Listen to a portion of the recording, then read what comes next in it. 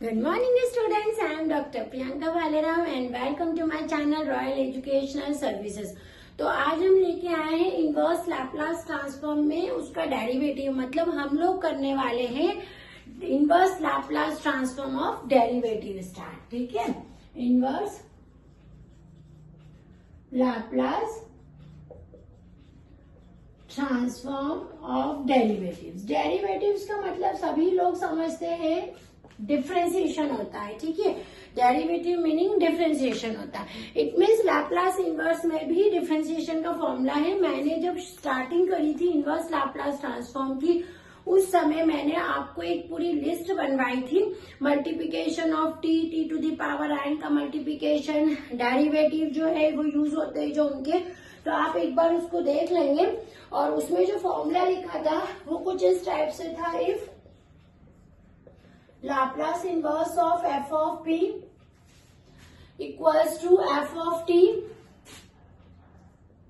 then अब हम derivative की बात कर रहे हैं, मतलब यहाँ पर जो लाप्लास इनवर्स के साथ फंक्शन है उसका क्या करा है, उसका डेरिवेटिव किया है वो एनी टाइम जैसे यहाँ पर किया है।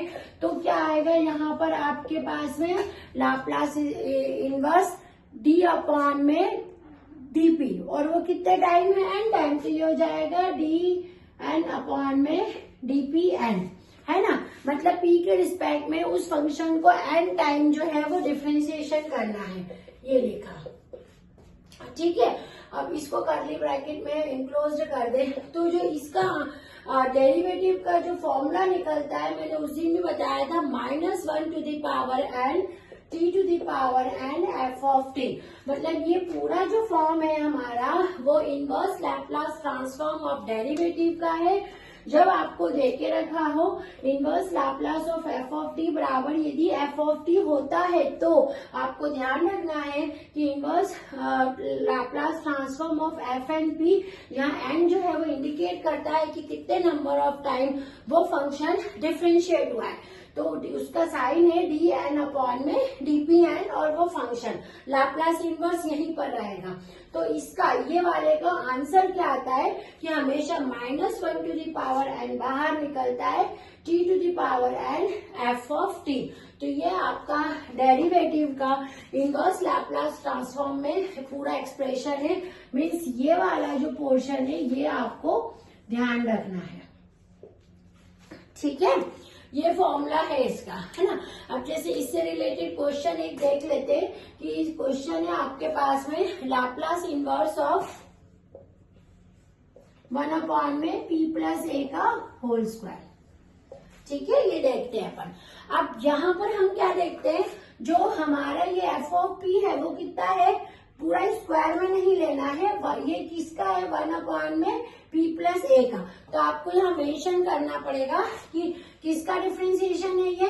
अगर आप 1 अपॉन में p प्लस a का डिफरेंशिएशन करोगे तो यही चीज आनी है ना आपको, है ना। लेकिन ये कैसे आएगी, माइनस के साथ में, क्योंकि हम सभी डिफरेंशिएशन सीख के आ रहे हैं, हमको पता है डिफरेंशिएशन क्या होता है। तो यही चीज करी, ये देखे रखा है, तुरंत माइंड में क्लिक होना चाहिए कि 1 अपॉन में p प्लस a का जब अपन डिफरेंशिएशन करेंगे तो हमको मिलेगा -1 अपॉन में p प्लस a का होल स्क्वायर। ठीक है, मतलब हमारे पास में कैसा आ गया, ये p प्लस a का होल स्क्वायर इक्वल्स टू आया है हमारे पास में, माइनस साइन इधर कर देते, d अपॉन में dp 1 अपॉन में p प्लस a।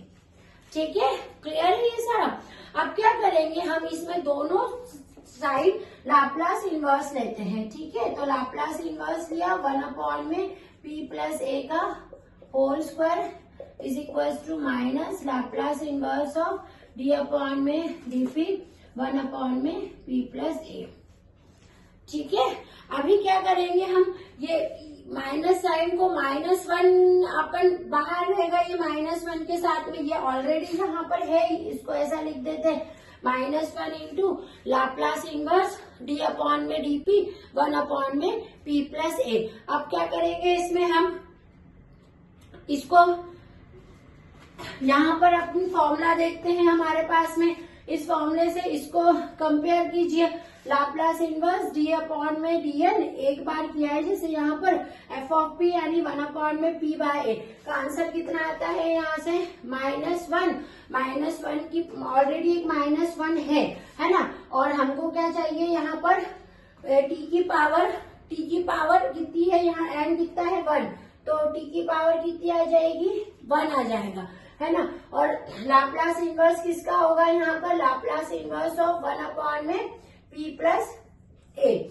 अब लैप्लास इनवर्स ऑफ 1 अपॉन में p प्लस ए, अगेन -1 की पावर ये कितनी हो जाएगी, यहाँ से 2 हो जाएगी, और यहाँ पर ये किसका हो जाएगा e to the power at का। तो आपका जो आंसर आएगा इसका कैसा आएगा, एक तो t e to the power at। तो ये पूरा मैंने जो क्वेश्चन किया है ये फॉर्मूले के बेस पे किया है।